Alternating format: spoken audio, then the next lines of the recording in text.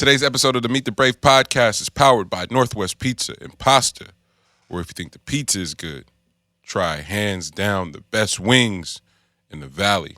Nobody, and I mean nobody, does wings like NWP. Order now online for takeout and delivery and save time. Today's podcast is also powered by Uplifters, Black-owned domino company, and not just that, the company aiming to push the culture forward and be connecting pot for all things Black and creative and of power and uplifting the culture and the people. Tap in with Uplifters, no vows.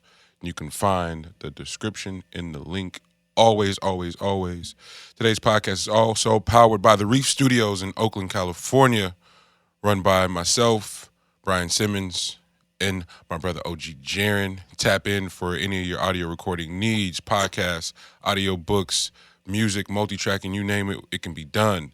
And last but not least, today's podcast is powered by Let's Bubble Productions, media production company that aims to give you the best quality in filmmaking known on this side of the Mississippi. Can we say that? On both sides of the Mississippi. Nigga, well, why did they, well, I guess, never mind. We'll get what side of Mississippi we on? Because Is Earth flat? We're not about to do that. We're not about to do that. Let's start. It's the Earth flat. Let's start the show. It's the Meet the Brave podcast. I am Monty Draper. I am LG. Lex B-U-B. My brothers, how are y'all this lovely Sunday morning? No? I'm good. I'm here. Yeah. Last night was epic. Fight endeavor. And that's not even fair because when niggas don't know that they're having a fight party situation, because I don't watch the fights. I lean on Lex for the fights. And so often I'll call Lex and he'll just turn on the FaceTime so I can watch the fights via him. Real nigga shit. Real nigga shit. Next thing I know, we got a house full of folks. I'm like, whoa, this got away from us quick. Let's order the fight. That nigga didn't get the invite. I know. I feel that's that's me. But it was lovely nonetheless. Lot of tequila. Yeah. But we're here, coherent, and we're gonna have a great show. That we are. So, Yes. just leaving. I do want to commend Monty though. I want to commend Monty's Oh shit. like wherewithal around a social engagement. Wait, you gotta explain. Because like Monty's like the way he maneuvers around a social engagement, bro. Like you could tell like he has he got a little practice in it. He's done this before. Yeah, like Monty will be in a convo on the other side of the room, realize that the opposite side of the room might need to have some drinks now. So he bring the bottle across the room to everybody. Okay, Anyone? got it. Okay. Anyone? Just start pouring everybody shots, and then maneuver back to the other side where hookah's taking place at, and then get in that convo, and then starts the toast for the entire room, changes the channel, puts it on the correct channel, and then puts the music on to the right sound. Hey man, and then the party live. So I just have to talk about your wherewithal. my man. I you know what that type of recognition. Hey man, flowers for being you get your flowers. I wanna commend the good brother, the good Reverend Larry June for setting for setting the party up right. I mean, you can't miss.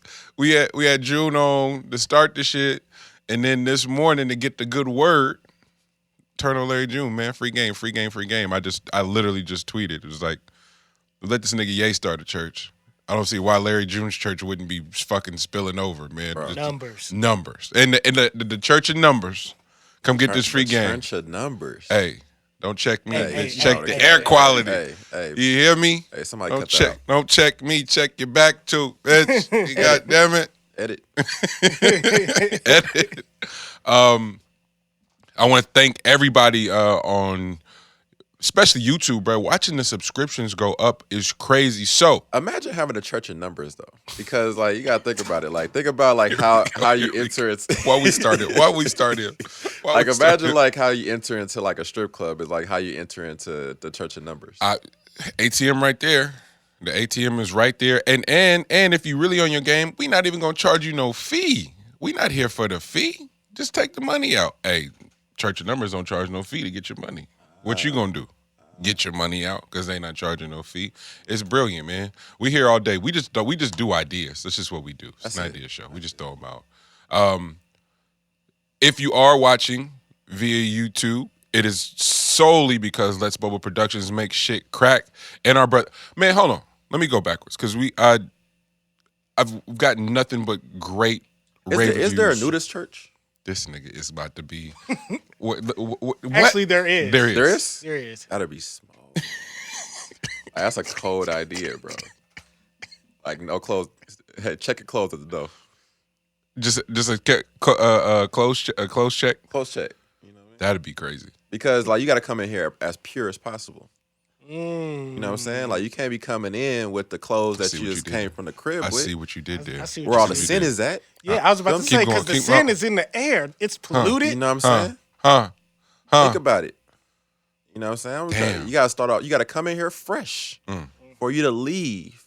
And then you might as well burn them things on the way out. You don't even know need what I'm them. saying? Like, You you don't don't even need need them no more. Fresh pair. When you leave out, get these fresh whites. Ooh, you just give them the white robe. That's it. You back into the world purified. You know? That's a Numbers. cold. That's a cold one. Ideas. Numbers. Ideas. June. We Hit just, us, bro. We just throw ideas. What were we doing? We were doing something. You said, let me go back. Oh yeah. So we do a show.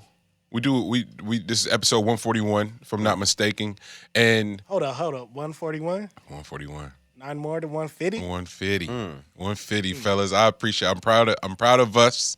But in that there's been different evolutions and shit like that. And one of the things I'm most proud of is obviously the addition of Lex in the video portion, but the audio.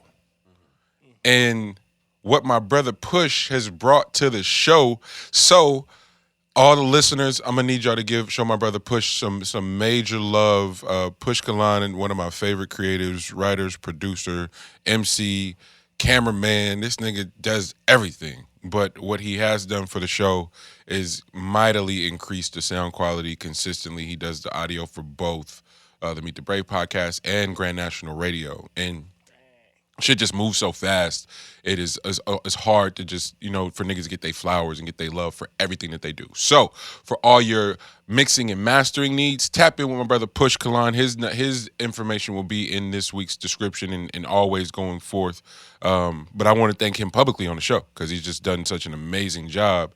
And that's what I was getting to with the subscription shit is like, just watching the subscribers go up on YouTube continuously. So we're trying to hit that 1,000 mark. So keep tapping in. All the new subscribers, we fuck with y'all. Thank you for all the kind comments.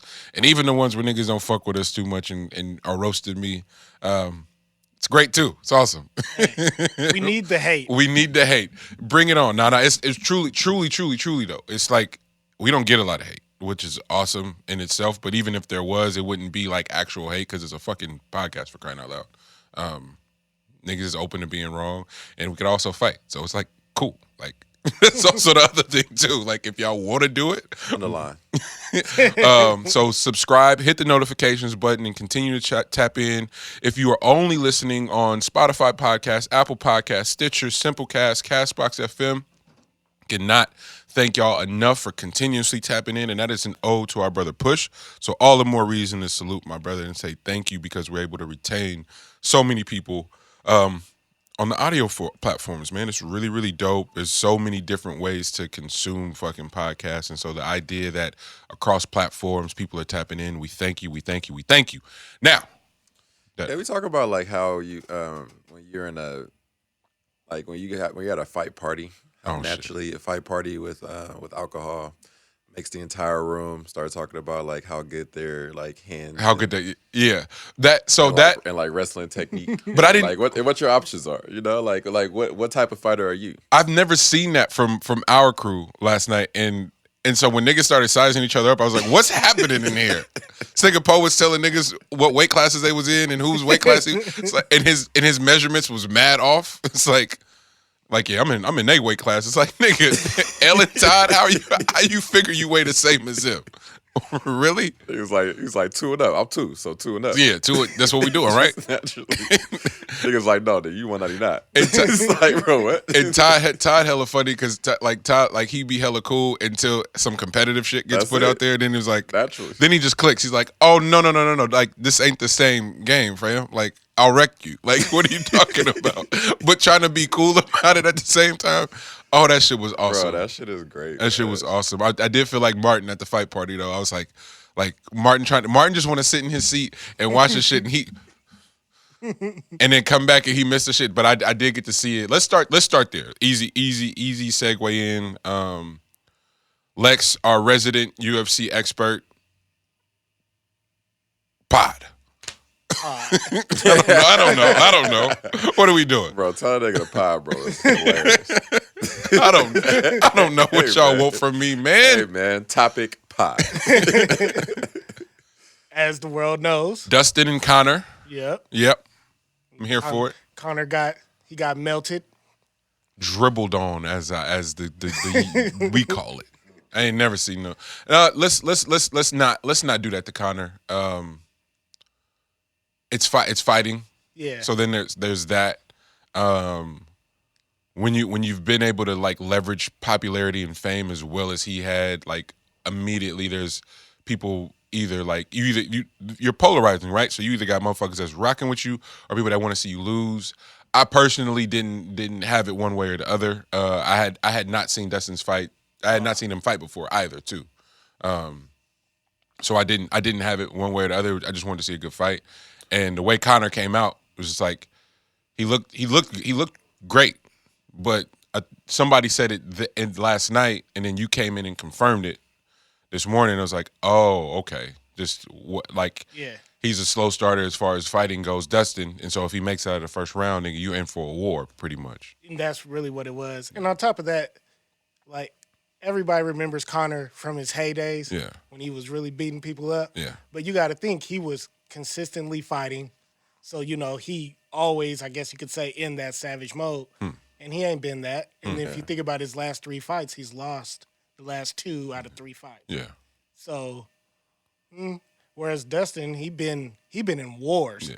Like his last 2 fights have been 5 rounds Sheesh. of pure violence. They ain't no, like at one point in time, I was like, nah, Dustin should be dead. You can't take that many punches to the head. Yeah. So as soon as the first round was over, I was like, oh, he about to beat him up. And he ate quite a few in the first round. Like just eating them. I was like, damn.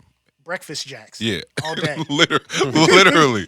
And I'm like, okay, this is gonna be fun for somebody. They said Connor was off for 341 days. That got to be nuts for like that type of competition. Huh. Like, I know boxing with just like your hands, like I know that's a minute as far as conditioning and all that, but just getting like the technique down, 341 days is a lot of time for you to not be in like battle to be going into like a fucking like a Coliseum style war type shit. Yeah. So are you going just from like the combat standpoint? Or are you talking about everything that's with it? The arena, the lights, the action, and then on top of it, the discipline that you're about to engage in? I'm solely talking about discipline. Okay, I got you. It's like just having the mindset to go in there with another person that's trying to take your head off. Yeah. That has been in fights that people were trying to take their head off. So like they're like the quick response is a little different. Like Yeah. if you just been sitting, if you not that you've been sitting because he was working, working out when he decided that he wanted to fight or whatever, but getting your mental together to fight also is a whole nother thing. Yeah. And How also, does when you got bread, like when you got bread and trying to fight is different. That's where I was what I going. mean? Like that's where I was going. And that's why you got to give it to Floyd. Like people really don't want to give it to him. That's where I was going. That's also why you got to give it to Dana White though, because Dana White, the way that they structure UFC is to keep you hungry. Okay, I didn't. You know what I mean? I didn't want to get there. I didn't want to go there that fast. Okay, my bad. But no. we hiding this morning. You take it there. You take it there. I had a thought about unapologetic whiteness and where it can exist and thrive, and it's in the motherfucking UFC, man. Eminem took his talents to UFC because he was sick of trying to get understanding and like support from black folks again because we've completely written them off. So he's like, fuck it. I'm just gonna go with the unapologetic white folks and go perform and do original content for UFC. It's brilliant.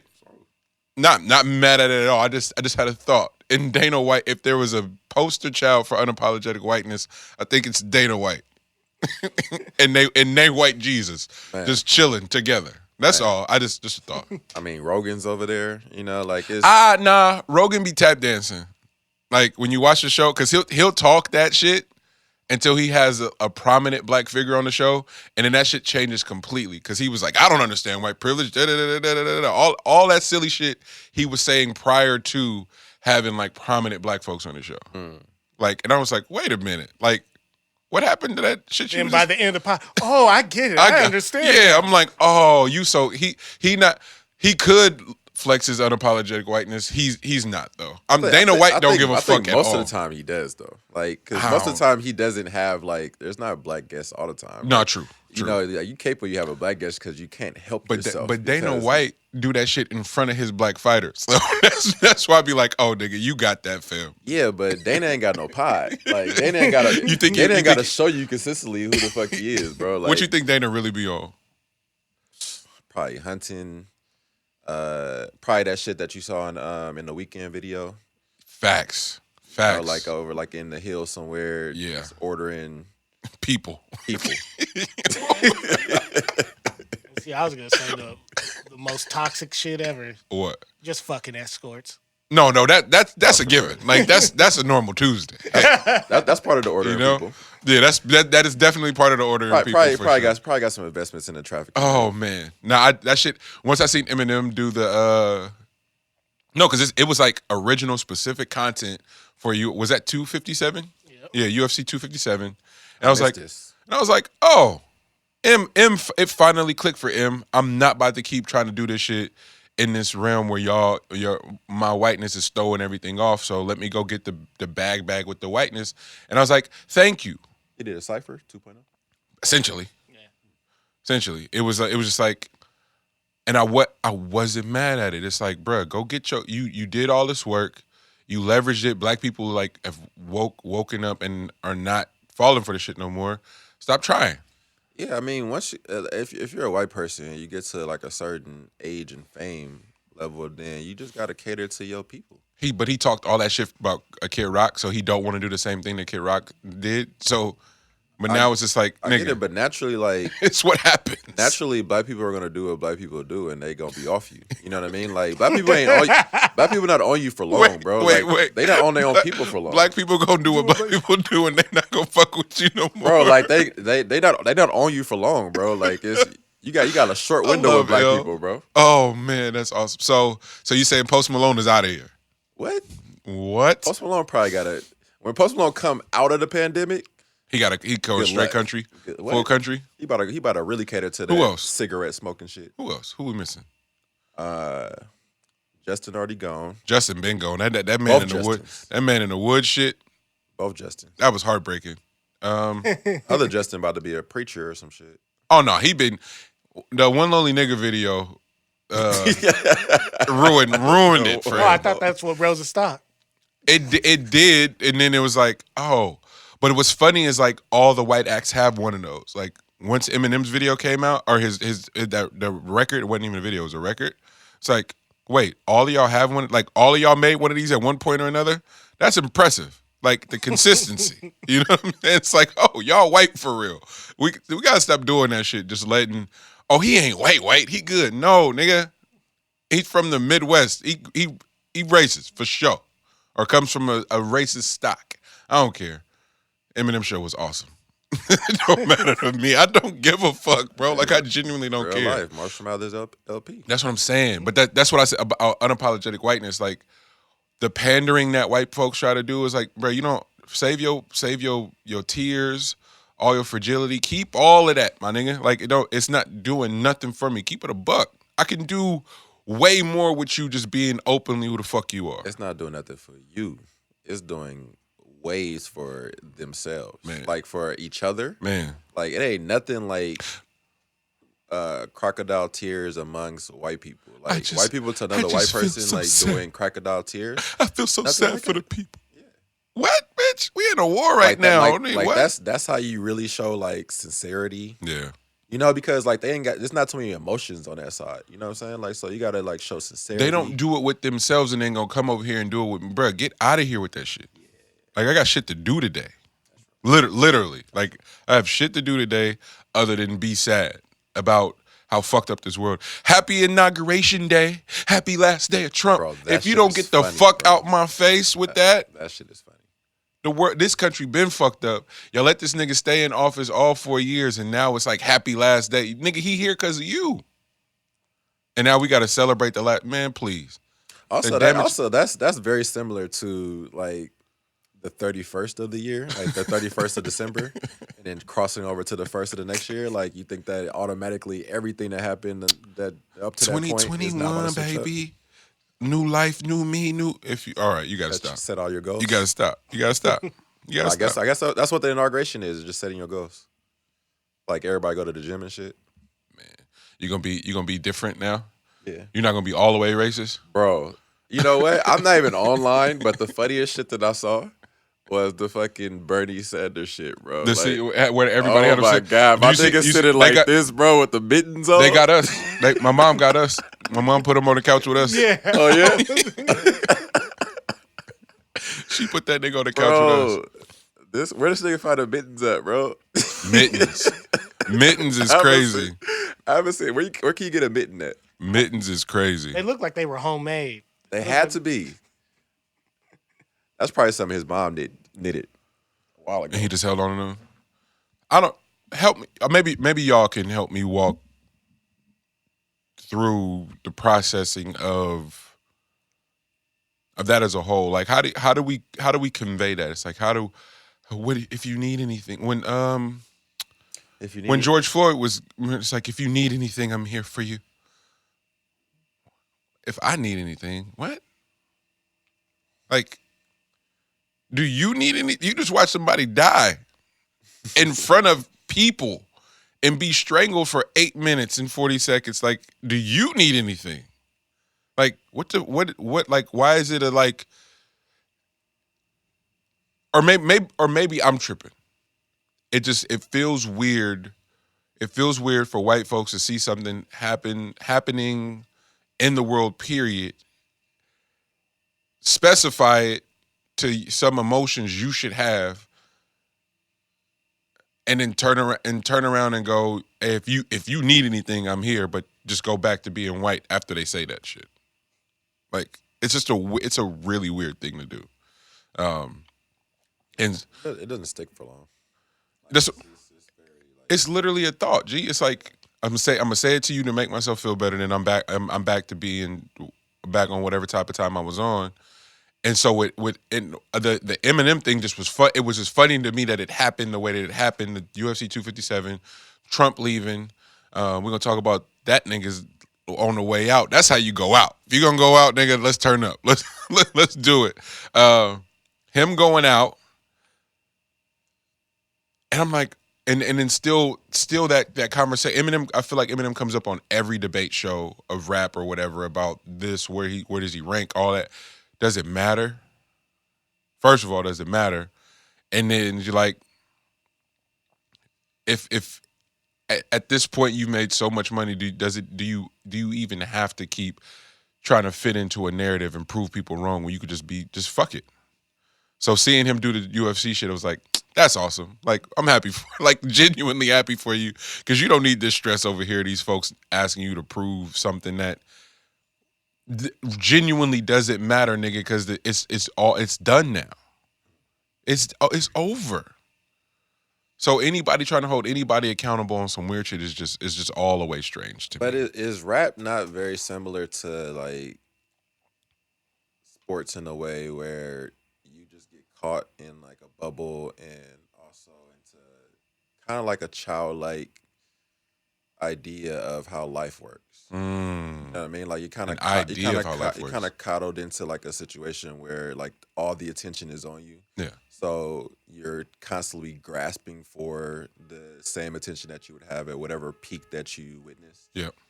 You know what I mean? So like That's real. That's continuous. You know what I mean? Like you don't know when that actually falters out. When it falters out, it's kind of sad because like you didn't realize to that point how dependent you were on that attention. Depending upon the attention. Goddamn. You know what I mean? Like you're just constantly grasping for that shit, but like it's just like you think like you're at some point you think you're above that shit. Yeah. But when it's not there, you're like You still you craving didn't it. realize that you're still trying to still craving that shit. Yeah. Like that's kind of like what your purpose is kind of set up as. You know? Well, it's both of you guys too. And it kind of and L's kind of like a testament to it, and talking about on the show, it's like you finally did the social thing, and you got in, and you was like, this is even more disgusting than I thought it was. I'm out, and it was like, oh, that's brilliant, because it's a control that so few of us have.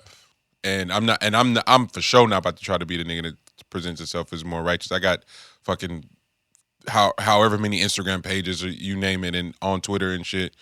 So there is some part of me that's subscribing to that fix or what have you.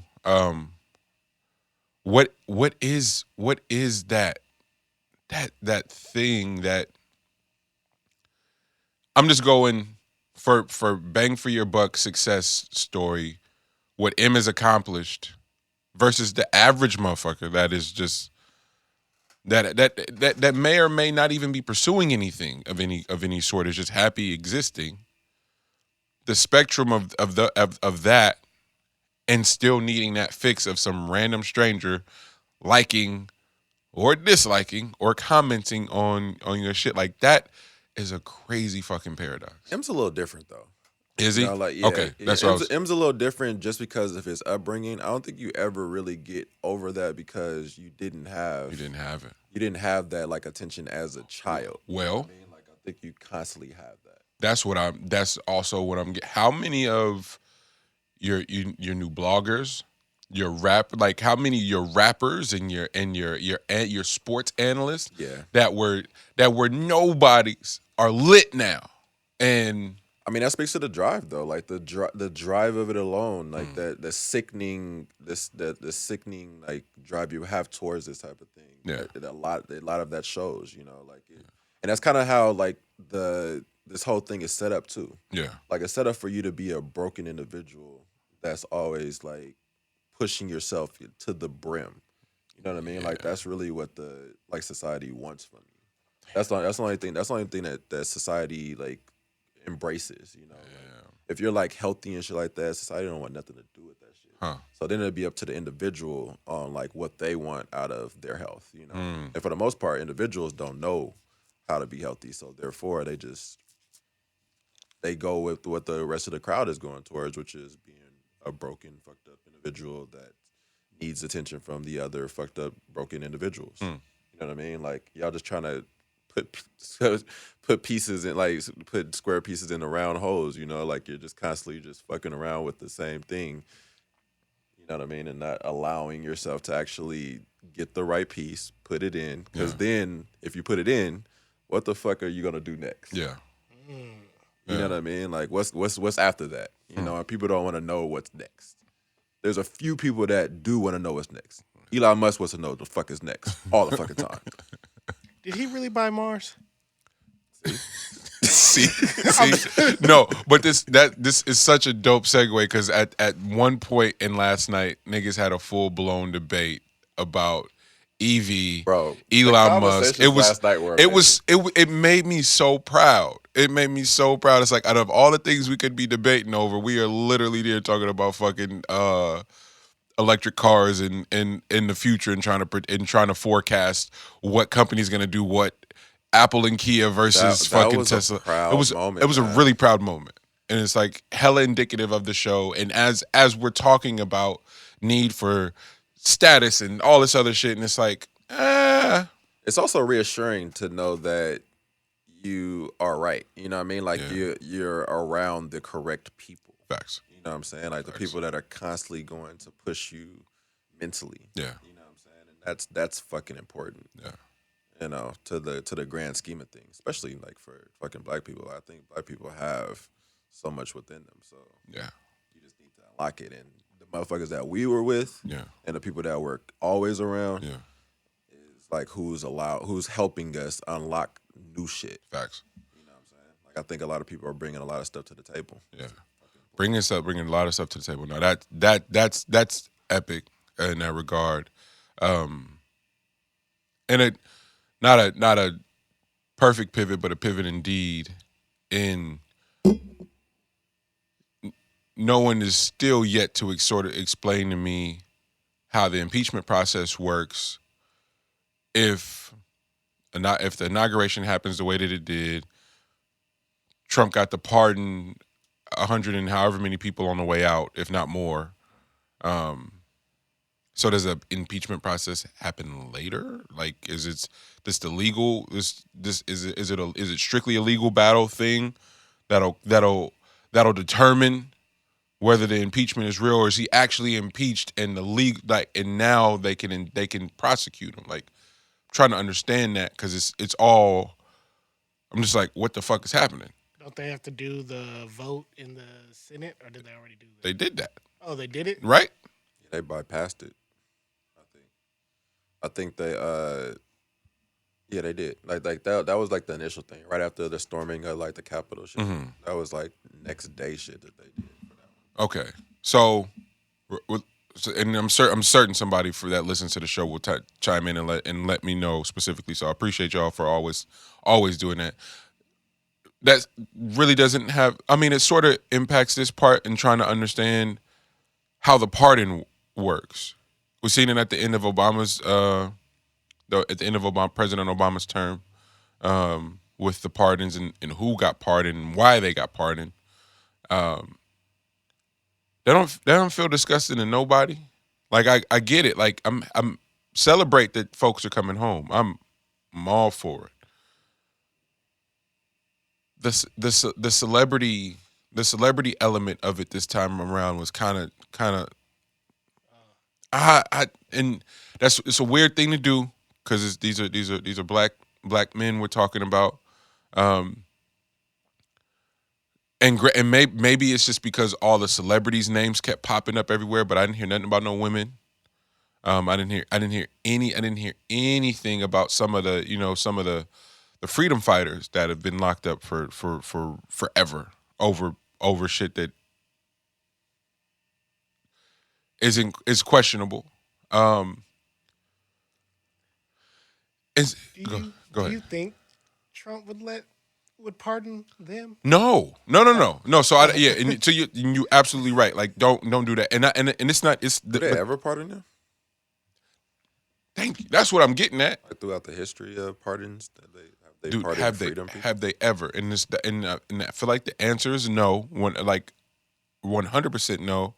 But I'm like, what I'm looking at, I'm not looking at the pardons themselves or even the presidents who were pardoning them. I'm looking at our reaction to fucking celebrities being in the headlines and being released. It's a weird pacifying thing where we're in the fight of our lives right now as far as this economy is concerned. It's fucking COVID and the bills that have passed in the process of chaos. Like, so many of the laws have changed while we've been trapped in our homes and unable to earn, my nigga. And here we are talking about what fucking celebrity just got pardoned. Who gives a shit? It's just strange. It's so strange. But I was just watching that entire process, going, I don't understand politics at all. And I don't understand our relationship to democracy at all. Like, it gets more confused. The more think pieces and experts and people who are debating things that hold no merit and no fact at all, confuse the shit out of me. And these are some of the people that sit close enough to the people who dictate and determine the laws and how these countries are ran. And we're talking about fucking senators and government officials that are in the front selfie camera talking about their democracy is dead, their America is dead now.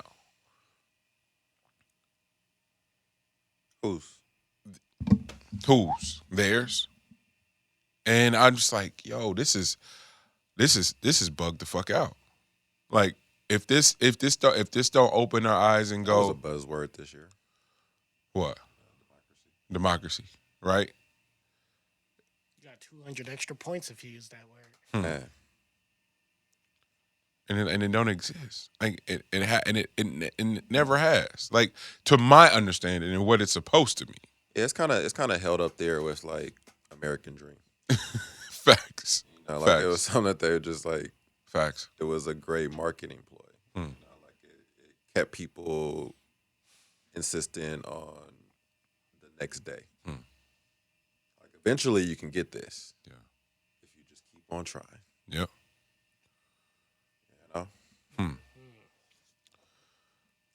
You know the good and this, I'm gonna get off of last night, but you know what another good convo was a funny one too, was the damn the conversation around like the percentage of nigga you are, like the percentage of I missed that.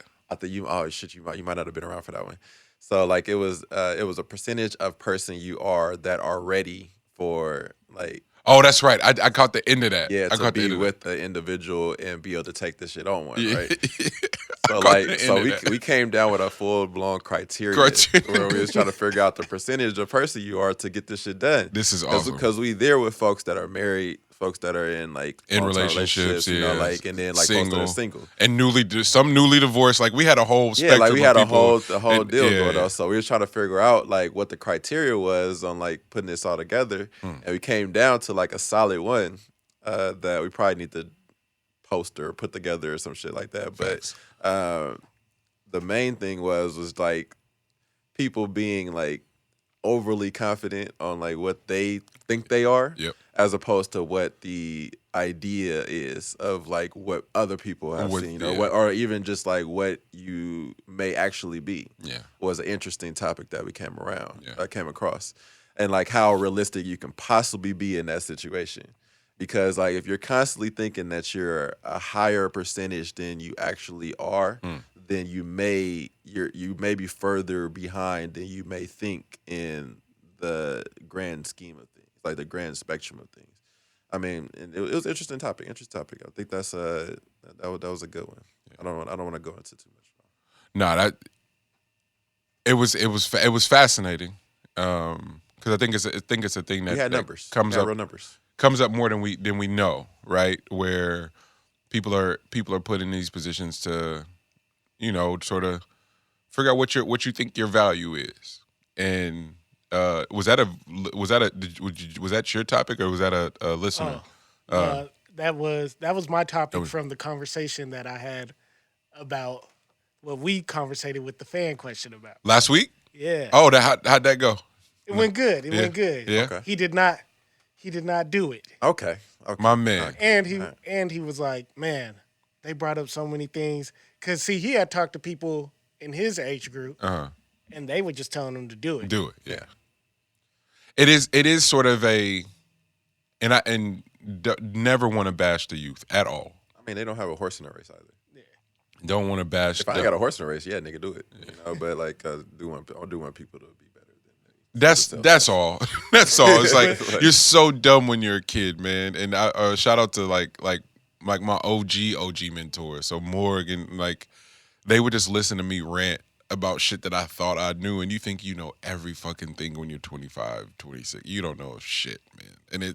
And you hopefully you have someone you respect in your life to tell you don't know a fucking thing and you don't take it personal, because it's the best advice you'll ever get. Is like, hey, you don't know shit. That's how the question came to be, because I asked him. Oh, got you. And that's continuous though. Like you not knowing shit is Oh, no, it's like a forever thing, bro. Facts. Like you can never know it all. You know what I mean? So like it's a constant learning thing and shifting and shit like that.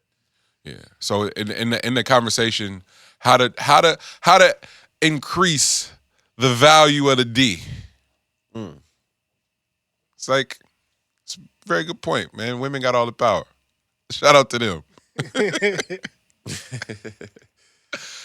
But I genuinely don't agree with that. I mean, they have greatness though. Like They have 100. it's true. Like I don't know why niggas be trying to get around that. Like they do have greatness. Like they're connected to the earth.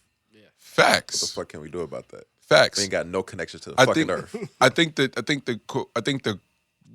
question's different though. Like you wording it wrong because that's undisputable. Yeah. They're tied to the earth.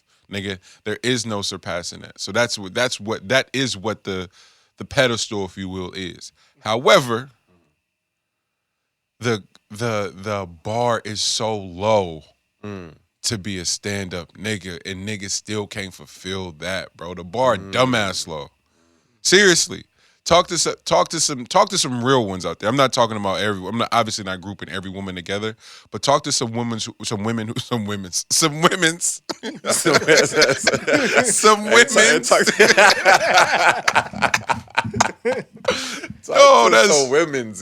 women's is crazy. Hey, we got our title. That shit's funny as hell. Talk to some women's. Talk to some women who you genuinely know move thorough.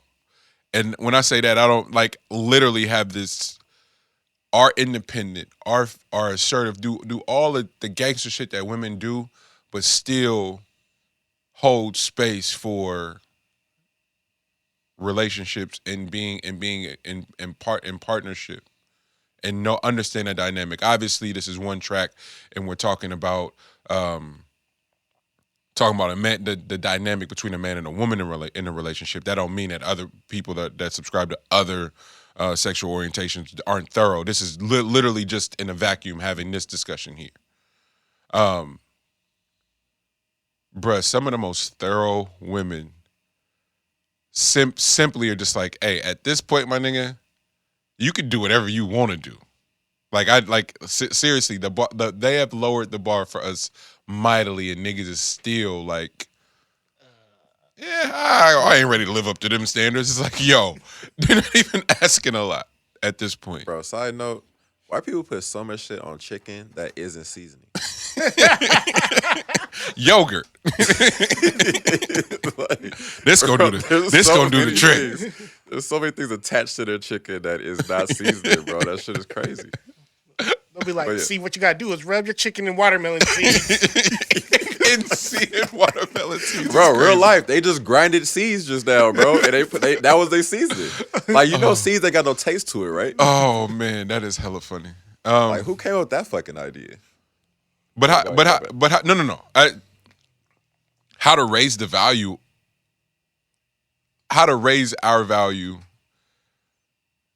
I don't know. Yeah, man. and it's a cold question because really, he brought up the fact of what Elle said. He was like, where does she value you at if she thinks all she gotta do is send you a couple of nudes and you about to smack? But the bar is so fucking low. I don't know, but to respond to that, I don't know how much the value is attached to sending you the nudes and thinking that they're gonna get something from it.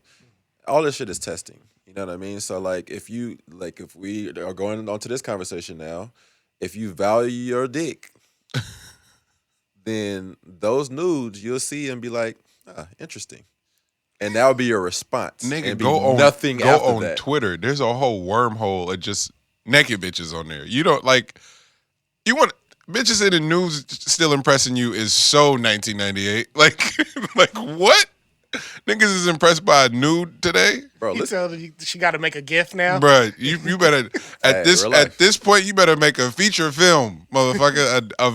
A nude ain't doing nothing. Niggas hacked OnlyFans, so I don't know what. Hey, listen here. And they got the tutorial on YouTube if you want to figure out how to do it. You hurts me. You got to show me our porno. Hour you that you filmed and edited and color corrected and everything. You know, for me to be like, oh shit. Did she want some put animation. lower thirds in this Yeah, motherfucker? that's Oh fire right my there. god, Yeah, I might wanna do that you again. are impressive. Nah, that's fucked up. See, look what our measurement stick is. She got to be motherfucking Spike Lee for us to fuck with her. See, that's the difference. Goes with the concept. If they do the famous Spike Lee shot in the porn, That's what I'm saying. Look at how high our bar is and how low women have lowered the bar just to have a half decent nigga around, man. Yeah, we ruining this shit, fellas. Pretty much. Yeah. I mean, but it's okay. It's okay. It's wild shit going on. There's plenty of options out there. So another interesting thing though is besides the whole putting value on your shit is the idea, like with that being said, so putting value on your own thing, right? You do have to understand that there's a possibility, and more times than not, that the option that we're just trying to throw it to you is now going to just give it up to someone else. So that means you just dodged the fucking bullet. No one wants to hear that. Everybody thinks that everyone is for them only. Completely. That's so poor baby. You know, poor baby. and also you end up in that FOMO stage where, like, you know, the fear of missing out on this pearl. Yeah. You know what I mean? But like, if she's about to give that up anyway, you know what I'm saying? Like, it's not a matter of, oh, if you're gonna give it up anyway, then it should be me. Yeah. You know, I can be like, nah, I'm good. If I can't have you, nobody else will. I could be like, I'm good. That's and then terrifying. you go give it up, and then I'll be like, oh, that was, you know, that's what's up. Yeah. mediocre. And then it'll be a wild moment where I give my shit up. You know what I mean? Like, hey, I throw this one time, you know what I'm saying? To something that was just random. And he'd be like, oh, how you choose that one over this one? And you being too logic. It's too much logic entering into your decision making. It's like, she don't even look like, she don't do, look, listen. You feel me? I'm telling you. But that's the value of my dick. The value of my dick was that I chose that one and I didn't choose this one. It doesn't have to be logical to you. That was the value of my dick. Of the D. Low bars. God damn it. Well. I got a wild idea. My bad. I love what LBO. Your dick should be very similar to Kyrie's mentality. Oh shit! Here we go. You might want to keep it unpredictable. You don't really know if it's gonna play today. This nigga's crazy. Hey, what's wrong with him? Dick might take a little time off. You know, no explanation.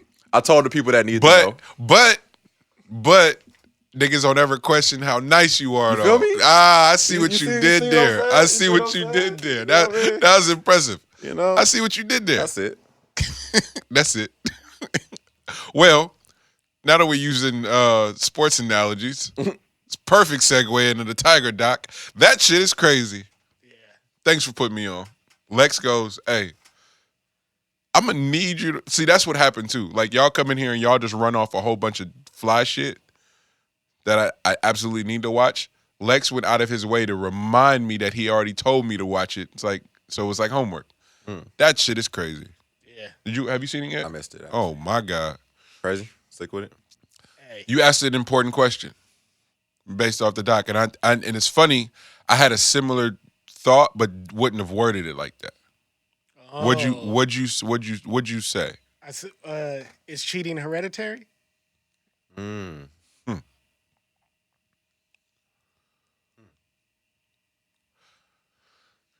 Couple things, right?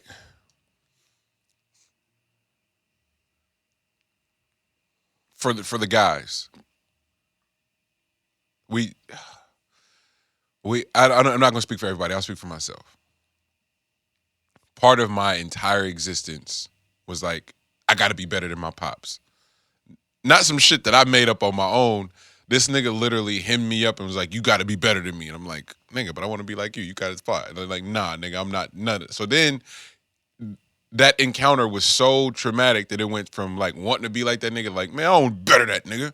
I'm like, my entire like teenage years, college, all of my 20s, and then eventually you arrive at a place of empathy and understanding. It's like even in having to deal with women and your mama specifically, like I'm a man now, so now I just think about shit differently. You know what I'm saying? And like what those relationships may have actually been, as opposed to what you're able to conjure up in your mind.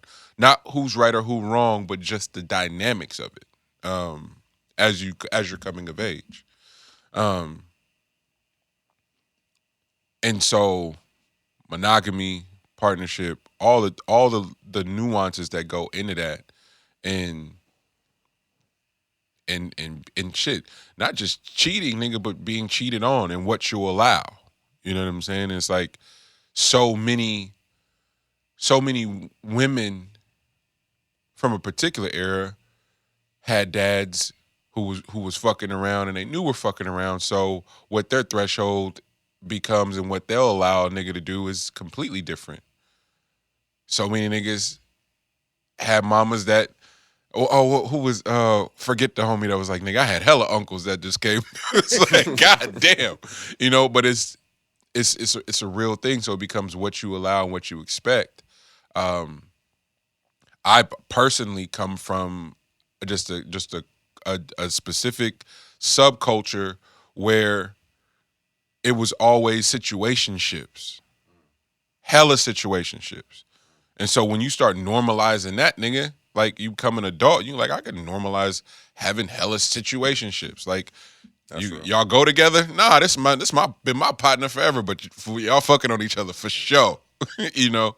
So watching the Tiger doc. We gotta get Fabulous flowers too. He can't wear hella words. Hella phrases that are culturally relevant and impactful. Watching that Tiger shit though,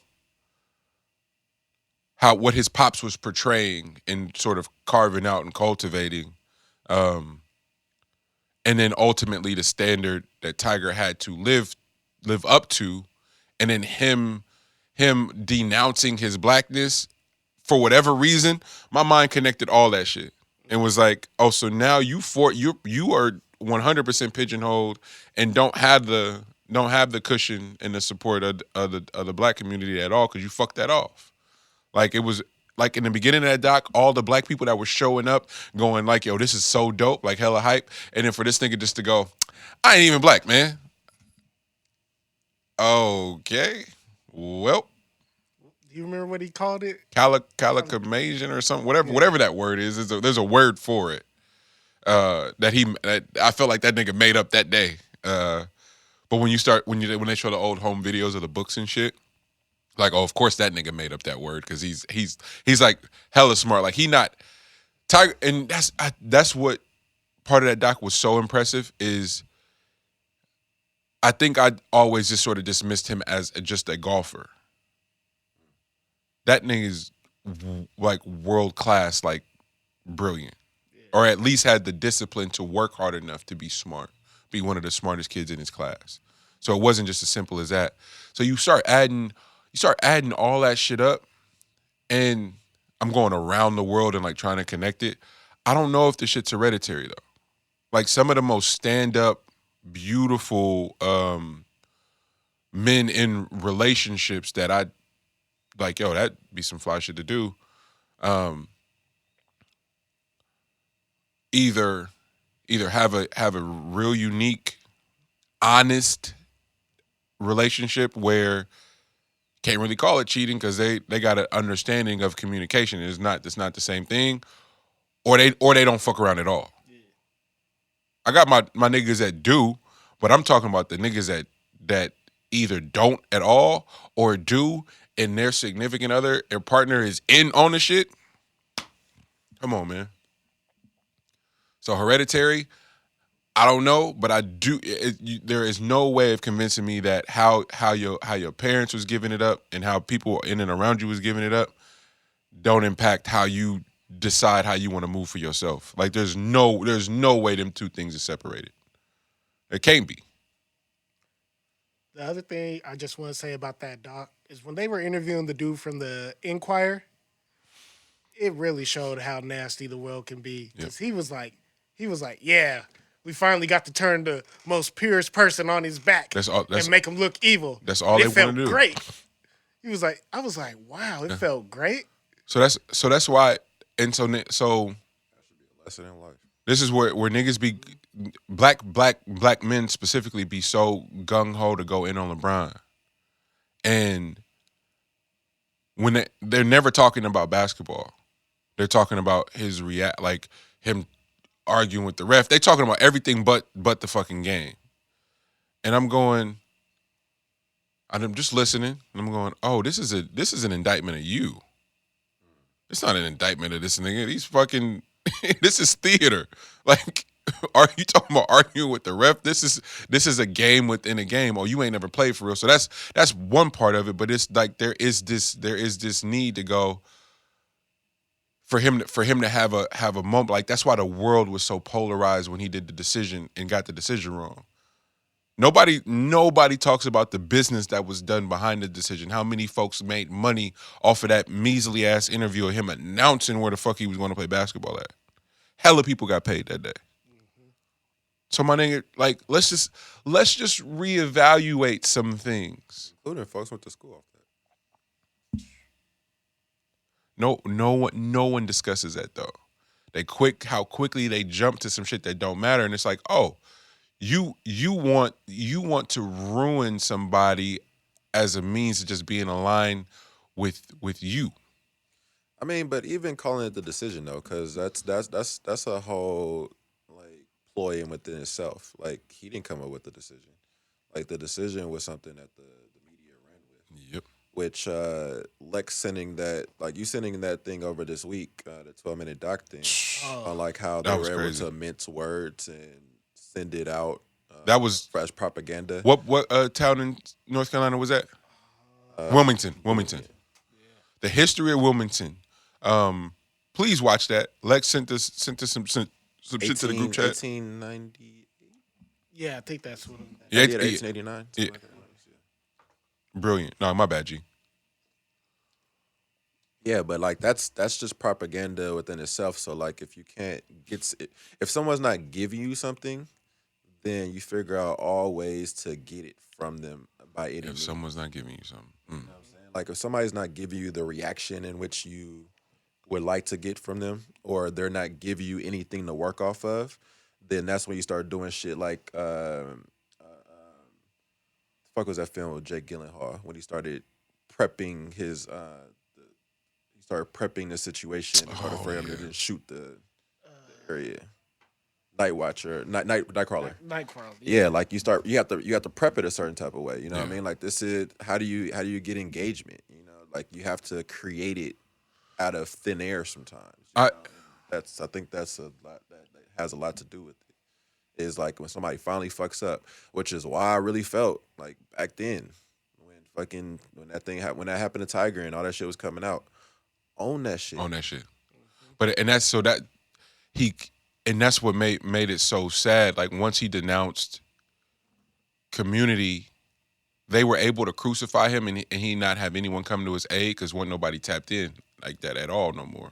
Like, people had completely fallen off. And that's not to say that it's something that's accepted more in our culture. It's just something we're not about to allow nobody to tear. The pastor cheating on the first lady of the church, fam. Like, nobody who gives a fuck? That ain't none of your business. That's their business. And the media, because they didn't have nothing on him negative to say, the sports media especially, was able to cover that and crucify that man over something. If fucking 50% of marriages are ending in divorce, how many of them are because of infidelity? Bro, how many popes was touching children? Come on, man. What are we talking about? Scheme of things, bro. It's nasty shit that happens behind the scenes. It's how you present yourself that is how people like. I hated he had to be so apologetic about that shit. And that's not the same as like condoning it. It's just like, bro, that ain't none of our business. At the end of the day. So you can say what you want to. I hate the fact that he ever had to feel apologetic for that they kids had to publicly live through that shit. Like, it was just a weird thing to do. But it's like, don't be too great at something. Don't call yourself the Michael Jordan of this, because and even watching The Last Dance. What the media was attempting to do in real time to MJ and tying him into fucking the mob and all the shit, and he had to retire because he was throwing games. If he was so the fuck what? It's weird in how they can move the goalposts. And somebody posted a still shot of one of the Capitol stormers that was black, and he's one of the few people that has not been released and won't be released before trial. Everybody else is on house arrest and has been sent, for the most part, has been sent home, and he's one of the few that's still locked up. Is that the dude that had his head on a swivel on the camera? Yeah, that nigga was looking at everything. Everything. He knew he was in the spot.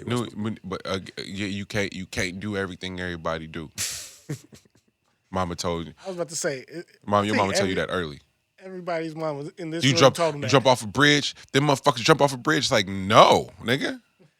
You what? We was just fucking with the hoes. How you connect jumping off the bridge with?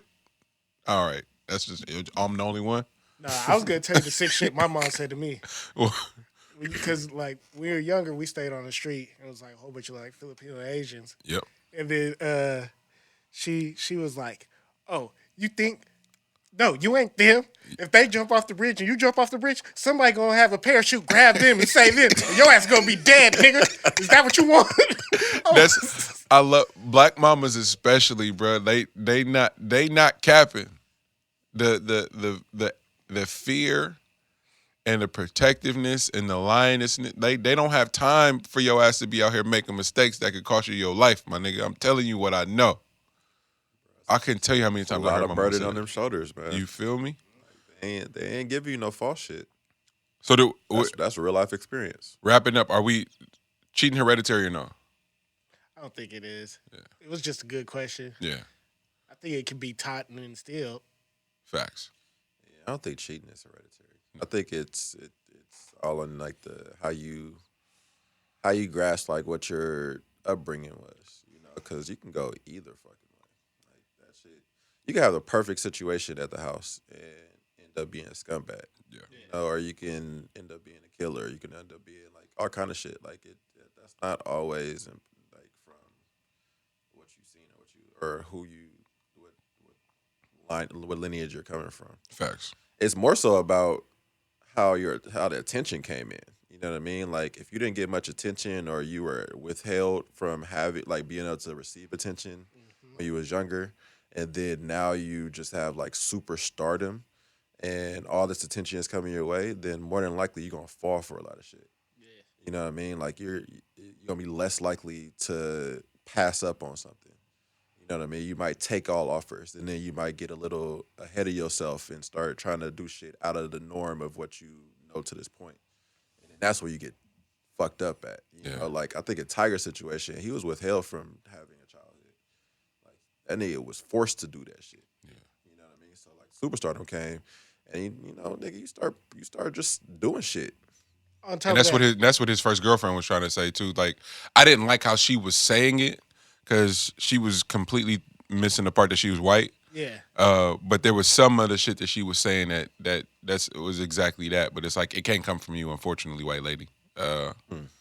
Telling this. Oh, go ahead. No, go ahead.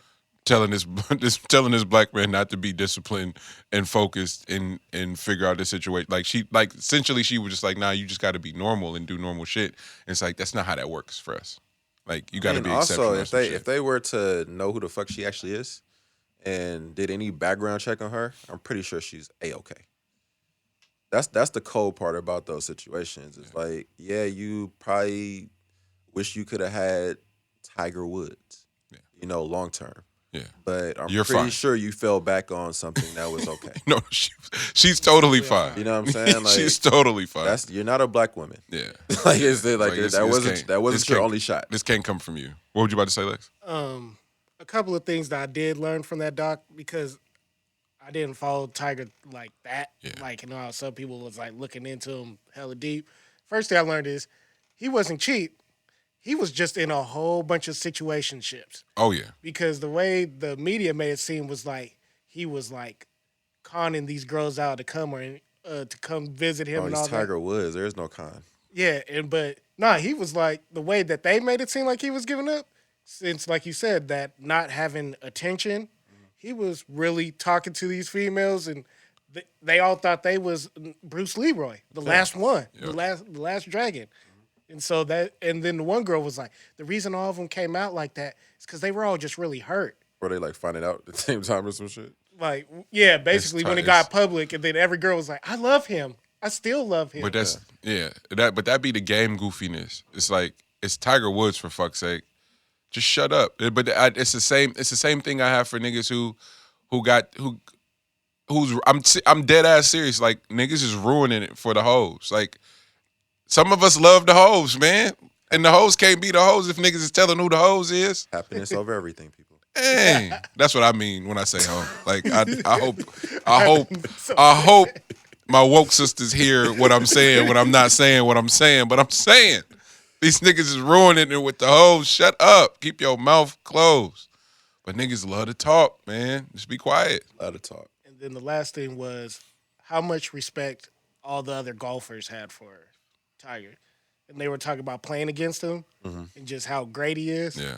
And the funniest shit was when the one dude was just like, he was the night before, I prayed to the devil. Because I knew I couldn't beat Tiger. And then he appeared and he said, I'm sorry, I'm with Tiger in the other room. That's the Talk about Tiger like Bilal talk about Erykah Badu. man. When I looked into her eyes, don't look into her eyes because it's like looking into the universe. But where did all that respect go when all that shit was happening? Like the golfers was the first one to be like, man, yeah. It's like, wait, what is everybody else doing on these tours? And it ain't just Tiger. And so we expecting a lot more from institutions and shit when shit go awry. It's like this the culture. Everybody can't turn on the culture and sacrifice it for not being blown up. Cause it just sets a precedent of like, oh nigga, when you out, you out. It's like, nah, protect this man. They could have been covered that shit up. Pills and side bitches. That's it. That's what took Tiger Woods down. Like, I want everybody to think about that and go, okay, we're all doomed then. That's the name of a cold ass mixtape. Pills and side bitches. That's crazy. That sounds like St. John's next album. That's no facts. real. St. John, you welcome. Then we had a colorism reemergence, little dust up. You gonna kick to that? They really want to get her out of here, huh? Like they've been trying for like the last like 2-3 weeks. Hey man. They really want her out of here. Hey man. Not overly fuck with her. So like I don't think that's possible. Set the scene, please, if you will. Danny Lay dropped the song Yellow Bone, or dropped like a snippet for it. Mm-hmm. And talking about her relationship or whatever. Mm-hmm. Just talking about like he won a yellow bone or some shit like that. Yeah. Just over it was like the hook or whatever. Yeah. Folks was in an uproar. It was pretty perturbed at that. And talk about like in 2021, she doesn't recognize colorism as a thing and stuff like that. And then now all like everybody's coming about it. It's like artists are coming about it, like dark skinned artists are talking about it. It's a real thing. And then the reemergence with Ross's clip from that failed show from VH1 Signed. Did you see Brittany the clip? and I forgot the other. Yeah, I saw the clip. What does Ross say exactly? I don't feel like your voice, the way you sung on that. The first girl had a certain look to her, and he was like, "Your future is bright," while getting massaged by a woman. And then the other girl had the exact same exact song, like the same exact music, Yeah. and then she had to had to do her singing or whatever, and her singing was a lot better than the first person supposedly from listening to it. And he stopped it in the middle of it. It was like it wasn't really. It wasn't the best choice for your voice. Like your sound. It doesn't. I would say the other girl did a lot better than you did for that one, and then people got pissed off about that too. That's what I was trying to say. But Elle said it. Just Brittany did look nice though.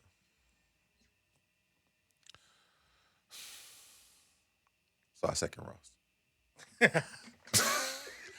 I mean, Look directly into the camera. Was like, and I second Ross. I mean, what are we trying to prove? What is any of this going to help? Is it because they're celebrities?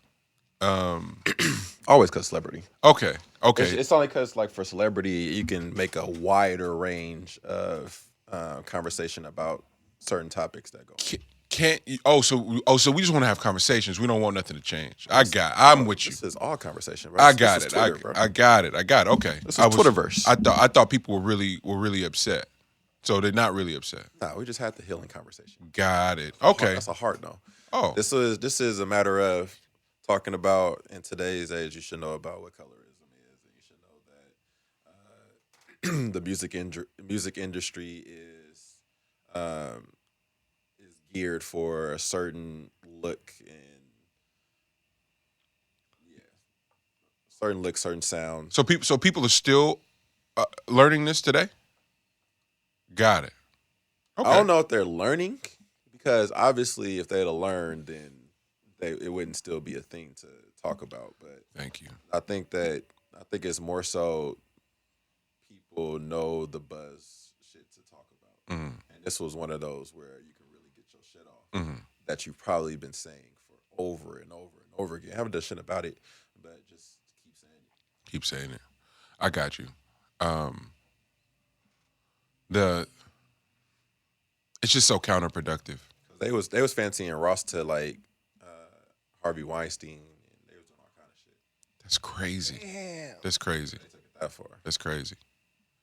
It's crazy that the disgustingness of Hollywood could be in business for so long and operate for so long. Harvey Weinstein be the first motherfucker to go down, and in the process, Bill Cosby, all this shit could take place, and still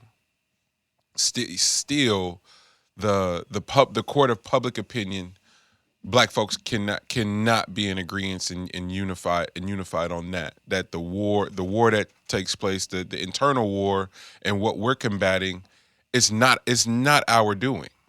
The light skin dark skin debate don't have shit to do with us. Literally the master had a fucking passage built from his bedroom to the slave quarters, fucking on the slaves. Some mixed babies was born in the process that are of the blood and the lineage of the slave master and the slaves, and running back and forth to the plantation and get to be in the house because of their fair complexion. And here we are. Like that I mean, what do we not understand about that? Don't get to be in the house to chill, though. Get to be in the house to work. To work. What are we not getting about that? And we still arguing light skin versus dark skin, bro. That shit is exhausting. It's way bigger than us. And we're fighting each other.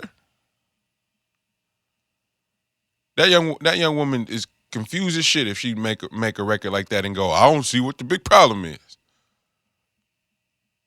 Somebody just go educate. Just pull up on sis real quick and just run it down what it is. Go, well, Ross should know better. This nigga is a lifelong rapper. He should know better from who? It's fucking Rick Ross, man. I'm just tired of putting celebrities on this pedestal where they got to know better, so we in the uproar. I don't give fuck that.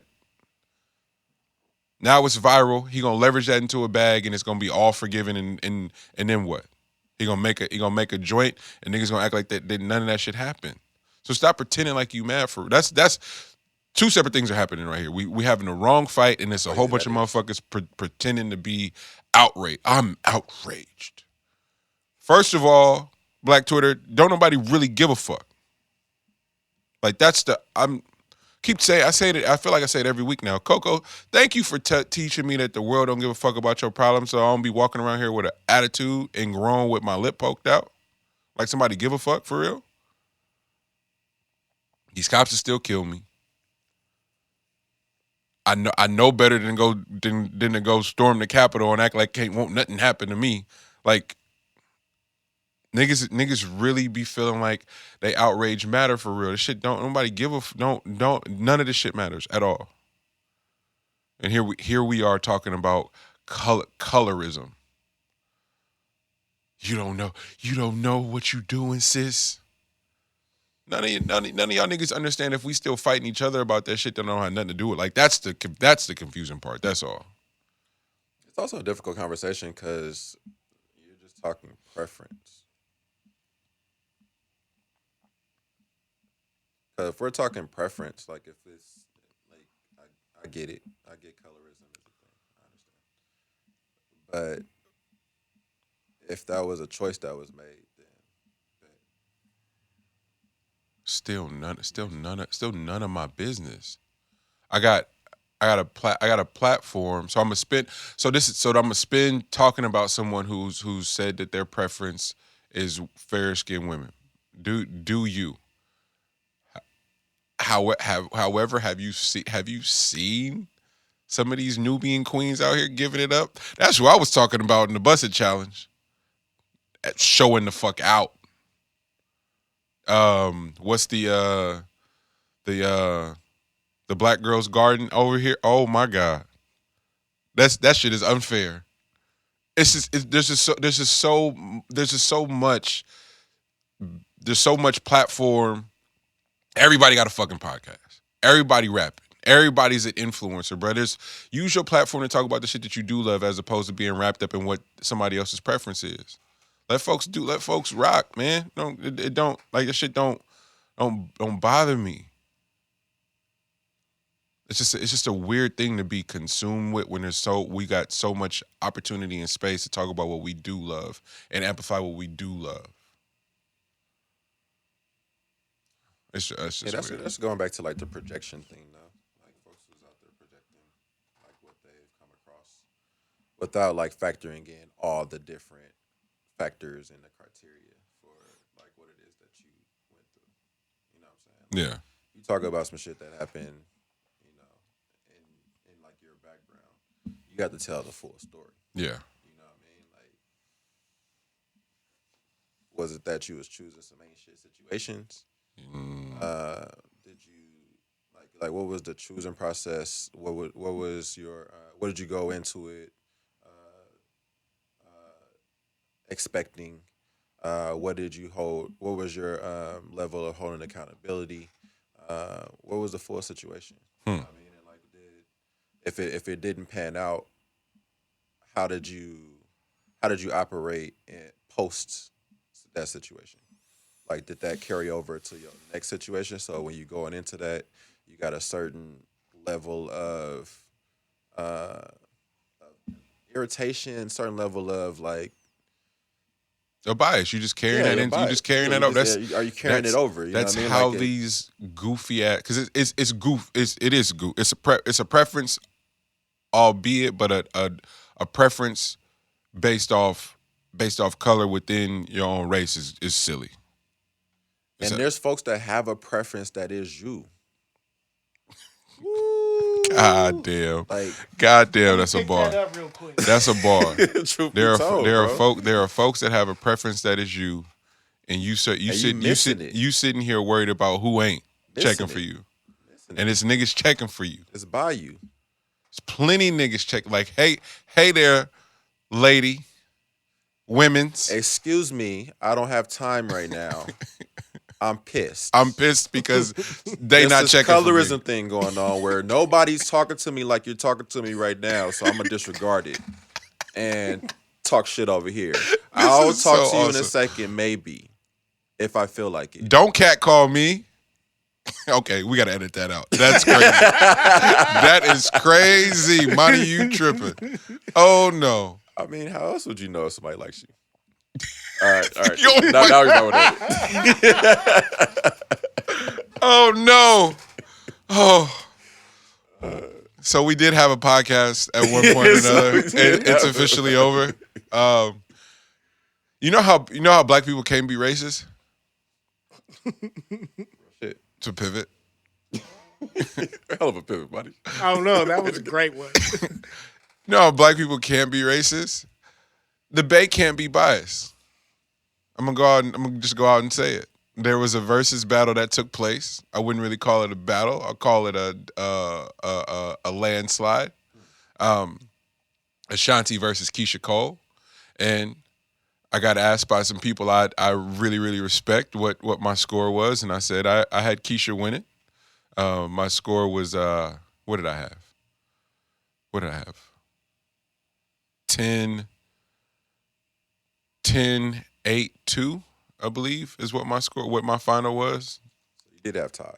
I had 2 rounds. I had 2 rounds tied. But I had Keyshia winning, and I was told that is my Bay bias. And I was like, I respect that, because I started looking at every publication, and for the most part, people had Ashanti winning. And it was like, yeah, I definitely don't agree. And then the more I thought about it, I was like, wait, I'm from the Bay. I can't be biased. Do you feel like they catered to Ashanti? Who catered to Ashanti? The entire verse. I felt like Keyshia and Pierre How much of a landslide would it have been if Keyshia was on time? If it had been in person. Oh no! If it would have been in person, it would have been ridiculous. Like it wouldn't even been close. I think Keyshia, in typical not Bay fashion but town fashion, specifically East Oakland fashion, was late to the motherfucker and pissed people off. And then Keyshia, I also feel she has this town. She's town to the core, and this may not mean nothing to the rest of the world. That should be having bitches tight though. I've seen it. I've seen town women move around, function, even out of the Bay, and just do this thing to the rest of the women in the room where they're like, who the fuck she thinks she is? It's impressive. It's absolutely impressive. And Keyshia definitely was giving off that energy on the verses, which is why I was so proud. And ultimately had the score that I had. I just think those records were better. I think those records were exceptionally better. I don't want to get in the whole pen for pen thing, because I don't think either of them is like solely just their pen. We know that for a fact. But I'm going, like, I seen a couple publications where they had Last Night head to head with the J-Lo record. And I'm like, and they had Last Night losing. I'm like, okay, the fact that y'all had Last Night losing in any of your shit is what completely wipes off your integrity for me. Last Night is a perfect song. I can't name many songs better than that song. So that alone is what I was like, because I was trying to give the publications respect. I forget who it was, and there was multiple of them. And then there was multiple quote unquote figures who were doing their round for round, and they had Last Night losing. I'm like, Last Night loses 2-0. Exactly. You want to know why? Because it's a song for the people who can't sing, just sing Diddy's part, and the people that can sing Keisha's part. And then if you're a sicko, wait for the end on Puff's album, the outro where he talking about shooting up the club where his bitch is at. Like, look here, you gonna answer my call. That's toxic, I know, but still, that's not the point. Got something for everybody. Exactly. The sickos, the lovers, and the niggas who can't sing. Anyway, anytime you can make a spirit bomb of a song like that, yeah, that's perfect. Facts. So yeah, that's why I didn't. I got Keyshia winning. Sorry. Did you all watch?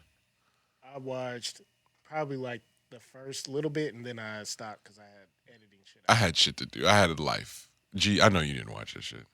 I've only seen one versus today. So, yeah, I would just get out here and cape for Keyshia or Moan. I just had to say that. Black people can't be racist. And if you're from the Bay, can't be biased. Next. Who's next? We got vaccines and shit jumping off. Before we do that, though, RIP to the great Hank Aaron. Kevin, DJ Slowpoke were here the other night. We were working on something for Poke, and I love hanging out with them because they're the big homies, but they not hella older than me, so it's also tight. But it's the age, it's the specificity of the age range, right? So we were of age in the hyphy era. Them niggas was outside. during the hyphy era. So it's a completely different conversation. So they got reference of shit that's just like, oh, that's mind-blowing. I wasn't there for that. So, but in talking to them, I had this moment where it was like, yo, we debate a lot of shit, but there's so much of you had to be there for the shit that we be debating. Like you genuinely just had to be, you had to see that shit for yourself. However, there are those moments and those talents that transcend your ass having to be there, and you just know that that nigga was the nigga when he was the nigga. Because he's still the nigga, and it's hella removed from when he was a nigga. I hope that makes sense, because it makes sense in my brain. I'm with you. Hank Aaron is one of those. One of the last conversations my dad's dad and I had. I did because we were well aware he was sick. The doctor said he got this much time left, so I flew back from school, and we was just rapping, sitting next to his bed, and we just talking about baseball. I was like, yo, who was the best you seen? He was like, damn, it's either Willie Mays or Hank Aaron, and I'm going. And I'm thinking to myself, like, I remember seeing King Griffey for the first time and just being like, yo, this nigga's unreal. And having that moment. But here we are, 30 years removed from King Griffey, trying to tell my little cousins about just like, you seeing the shoes, fuck them shoes. This nigga was out of this world. And they have no context. But because of the injuries and all that shit, you kind of had to be there. Hank Aaron, though, when my grandfather said it, I went, damn, I could see how you could feel that way, because I just seen it so much on loop. Like, everybody went out of their way to pay reverence to Hank Aaron and the Willie Mazes and shit, so you never had to guess whether they was the niggas or not, you know? And I had that moment. It's like, and then the one night in Miami also does that too, where the four gentlemen in the film, it's important that they have those four, because those are four of the cats that transcend having you had to be there. Their legacies just lived on. So there's a shit that we got to start paying respect to, because you had to be there. But it's a whole nother weight class when you were born 40 years later and you still are hearing about the legend of somebody going, oh damn, man, that's impressive, you know. And I think we'll have a few people like that. So rest in peace, King, trendsetter. That's how on the basketball side, played for San Francisco. Will Chamberlain? Played for San Francisco out here. Played for the Celtics. Oh, Bill Russell. Bill Russell. Yeah, That's yeah, how Bill yeah, Russell. Yeah, absolutely.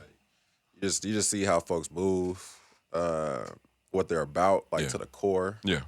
And also what they had to live through. Yes. You know, like, it's much respect for Black people of a certain age, because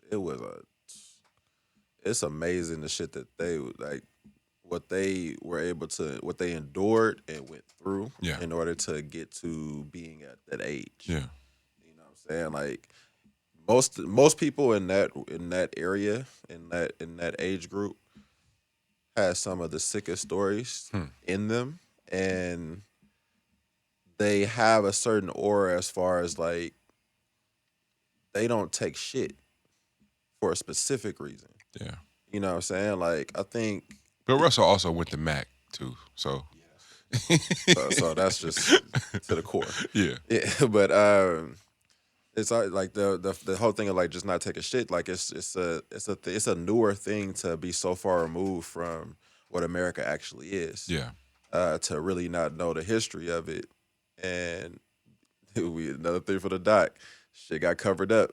So, you know, we don't know the full stories of some of these things, and you would think that you would think that you would deserve a shit ton of things, right? Like, folks are just gonna give you something. Folks of that era know damn well ain't nothing coming. You know what I mean? Like, they ain't about to give you a damn thing. Yeah. You know what I'm saying? So, like, that's a whole nother realm of like mental, bro. Like, so them seeing today's age, like I'm pretty sure, like the seeing like Obama be president. It's a big deal, and that's the other thing too. Like we're getting off on a tangent, but this is important for maintaining our generation, our connectivity across generations, and respect. I know a lot of millennial and Gen Z, like people who are stepping into a level of privilege and wealth that for whatever reason they associate with just knowing more. So you got to have less respect. It's the opposite. All the work that they did, the shit that they endured, that they put up with, is the reason niggas are stepping in and not inheriting hella debt and hella trauma for the most part. Like we're stepping into some privileged shit. So to act like because you went to school and you got your master's or you work for this company, to act like you know more than the elders is nuts. Adamant about voting, why they're adamant Yeah, about man, it's paying attention to policies, holding people accountable, man. all that shit. Like you can't take your foot off the gas on motherfuckers. Facts. Like, that's really what it's about. And so with sport, I just and then also too, I just really love sports and loved baseball. It was one of the things my dad and my grandfather and I bonded over. And so Hank Aaron, yeah, rest in peace, man. And Another thing that we came in here and talked about it too. Like another thing that they're trying to wipe from history is the fact that there was a Negro League. yeah, You know, yeah. like they We gonna did act, talk about they that. gonna act, they gonna act as if that That was didn't never a happen. thing. You know what I'm saying? Like that was like them stats was always a part of MLB. You know what I'm Yeah. saying? So like that's another thing they're gonna try to wipe off the, just keep trying to put makeup over the black eyes. And then also, as we're on our podcast, a broadcasting show, safe to say one of the best broadcasters ever, right? R.I.P. Larry King. How old was he? 86 or 87. Oh man, and Larry King gone? gone. Yeah, What was this? yesterday. Yeah. Oh shit. So important to if again. Perhaps a lot of people, perhaps a lot of podcasters and what have you, are just like, yo, it's a new thing I want to do. 87. I've always loved radio, talk shows, long form engagement has always been up there for me. So the voices that you live with and just been synonymous with culture, and Larry King is 100% up there as one of those. And got some of the more epic interviews in one-on-ones that we've ever seen, and covered some of the most insane stories in American history too. So he is to be celebrated and seen as such. So R.I.P. Larry King, man. Yeah. Definitely, man. I didn't know that. What else we got to get to? Straight to the NBA. What you talking? The vaccine PSAs. What we doing? Oh yeah. They wild, yo. What they got? What they do? I don't know how that maps out, or like how that comes to being a thought or an idea. Mm-hmm. But I do know that the NBA was adamant about not jumping lines in order to take the vaccine, because folks was young enough and healthy enough to quarantine. Wait till it start fucking with your chicken. That's it. So that's why I was just saying, like, as soon as like these games start getting postponed, all of a sudden it comes out that they may be in running for like being the first to take it just for PSA purposes, in order for people to see that it's safe to take. Yeah. You know what I mean? So I mean it works with the FDA, of course, but I want to know where that call came from. You know what I'm saying? Like that call, we know where the call came from, but I'm just saying. So are you? Fuck no. Nah, damn. Wait a minute. No, I would definitely wasn't about to ask you that, because I knew the answer to that already. Are we surprised? No. Surprised? No, hell no. No. It's a $1 billion business. Shit, I would expect that if tech wasn't were finding out that it's more cost effective to have people be at home, then they would be having That'd their be the employees first do that shit. facts. You know what I'm saying? Facts. Like they could do that. They could do their work from anywhere. But our partners that are employed by said companies think they work for the best companies in the world and don't think that would be the case for them. No. Oh hell no, bro. They would chip you, bro, if they needed to. Facts. Like, and you would do it. And you would do it to maintain to maintain that bro, status. Bread. You would do it. it. Oh man. I don't want to keep doing the Kyrie thing. I just don't like how many grown ass black men are bashing that kid and calling him soft, and he's the one entangled in this business and knows what's going on. It's not safe to assume that that's not part of his, like, oh, this is nasty. Fuck y'all. What? Forcing niggas to take vaccines and shit. Oh, gotcha. Like, bro, I don't give a fuck what the trade does and what everybody thinks I should be doing, how much money. Y'all not about to, as soon as that came down, he got wind of that. Like, I'm sorry, there's some correlation in the time for me. So to watch all these grown ass people go, oh, Kyrie need to do this, he should have did this, he acting like this, he doing that. It's like, fam, you not in there. You don't know what them folks dealing with. If it was just about basketball, he would be there, but it's not. They doing some nasty shit. And because they present themselves to be on the side of right and liberal and social injustice and all that shit, he going, nah, I'm calling bullshit. I don't know. This is how my brain is going. That's real. That's real. The only difficult part of that conversation is just that, like, you can, as an individual, have whatever thoughts you want to have about anything that you want to have it about. But at the same time, you cannot have a handout. So, like, if that was all being said, and Kyrie can think whatever he wants to think and do whatever he wants to do, but during that time, you cannot be paid for the lack of effort. You know what I'm saying? Like, the money that you've made to this point, I get it. But you can't continue to receive payment for doing whatever it is that you want to do. When you're under an umbrella. He ain't said nothing about no bread. No. I'm not saying that. I'm just saying, like, as far as, like, thoughts go when you're in a company. You know what I mean? Like, if there's a company that's cutting a check, then there isn't, you know, you can be as individual as you want to be underneath the criteria of the stance of what you could do. And that's the stance he took. He's like, bet y'all got that. Yeah, which I agree with.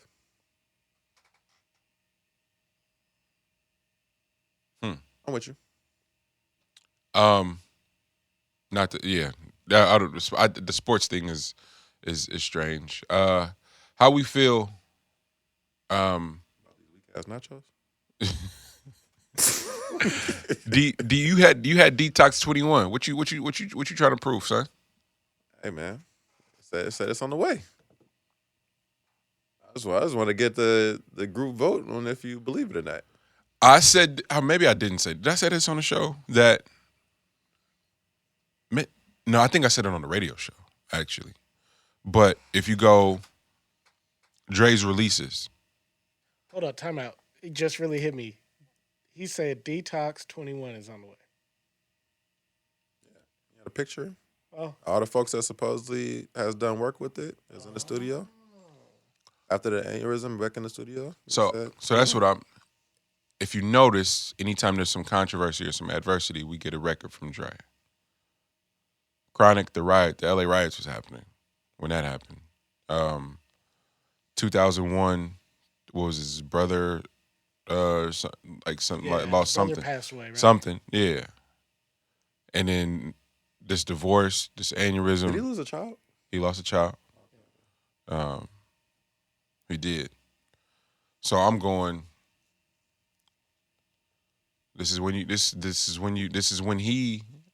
is, and I don't know how many people have watched what's the HBO doc? With him and Jimmy Iovine. Yeah.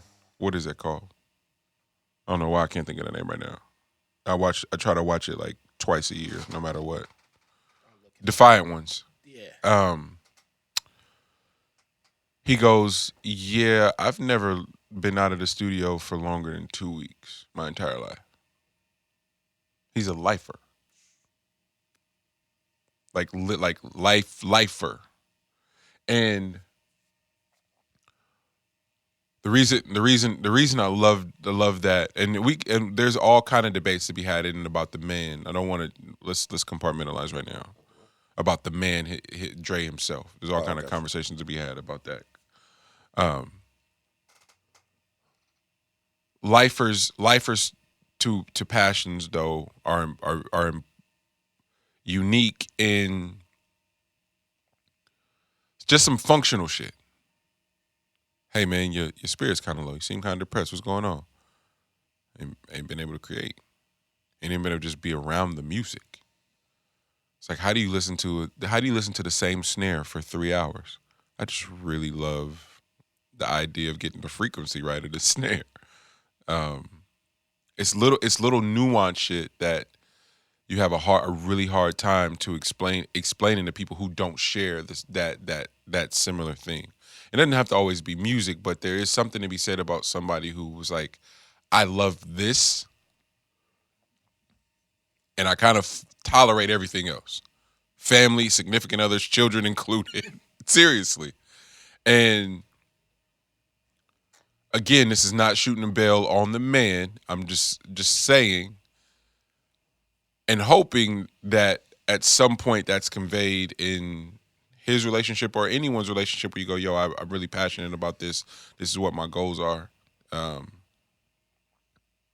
experienced something similar. Like I really don't, like it's a lot of shit that I fuck with, but there's really only, like people know where to find me at.